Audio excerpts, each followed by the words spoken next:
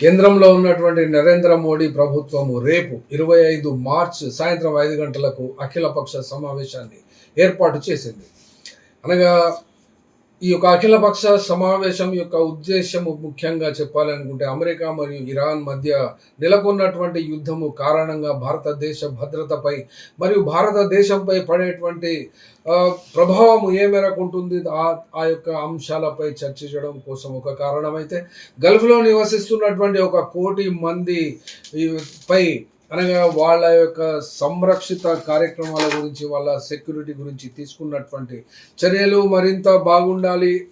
దానికి కావాల్సినటువంటి ఏమైనా సలహాలు, సూచనలు ఆపోజిషన్ నుండి ఇస్తే తీసుకునేటువంటి అవకాశం కూడా ఉంటుంది. అట్లాగే ఇంటర్నేషనల్ లెవెల్లో ఉండేటువంటి మార్గాలలో ఏర్పడ్డటువంటి అవాంతరాలు, ఆటంకాలు అనగా ప్రత్యేకంగా హార్ముజ్ జలసంధి దగ్గర ఏర్పడ్డటువంటి ఈ యొక్క మార్గాన్ని మూసివేయడము వలన వచ్చేటువంటి భారతదేశానికి పెట్రోల్, డీజిల్, ఎల్పిజి మరియు ఎరువుల సరఫరా, ముఖ్యంగా ధరల పెరుగుదలపై ఏ ప్రభావము వస్తుంది అనేబడేటువంటి అంశాలను ఇక్కడ అఖిలపక్ష సమావేశంలో బీజేపీ ప్రభుత్వం, నరేంద్ర మోడీ మాట్లాడే అవకాశం, వాళ్ళ యొక్క అభిప్రాయాలను తీసుకునేటువంటి అవకాశం ఉంటుంది. అయితే అట్లాగే దేశవ్యాప్తంగా ఉన్నటువంటి ఈ యొక్క విపత్కర పరిస్థితులలో భారతదేశ ప్రజలపై పడబోయేటువంటి భారాన్ని ఒక ఏకాభిప్రాయ సాధన కోసము కూడా ఈ యొక్క విపక్షాల సహకారం తీసుకోవాలని మోడీ ప్రభుత్వం ఆలోచిస్తున్నది.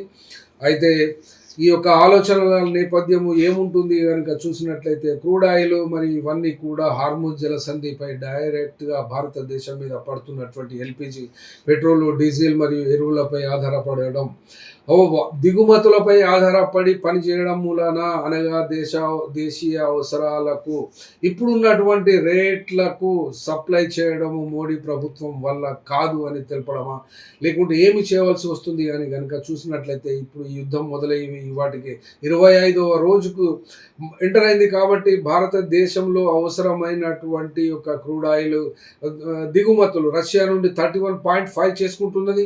అట్లాగే ఇరాక్ నుండి 17 to 20%, కేఎస్ఏ నుండి 11 to 15%, యుఎస్ఏ నుండి 65.6% ఇక్కడ ఇంపోర్ట్ చేసుకునేటువంటి పరిస్థితుల్లో భారతదేశం ఉంది. కాబట్టి ఇప్పుడు రష్యా, అమెరికా మధ్య నెలకొన్నటువంటి పరిస్థితి కూడా భారతదేశానికి సంకటంగా మారింది.